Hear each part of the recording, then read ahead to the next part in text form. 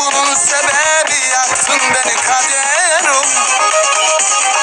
Sayende hiç gülmedim, şefkat nedir bilmedim. Her süründüm elmedim, yaktın beni kaderim.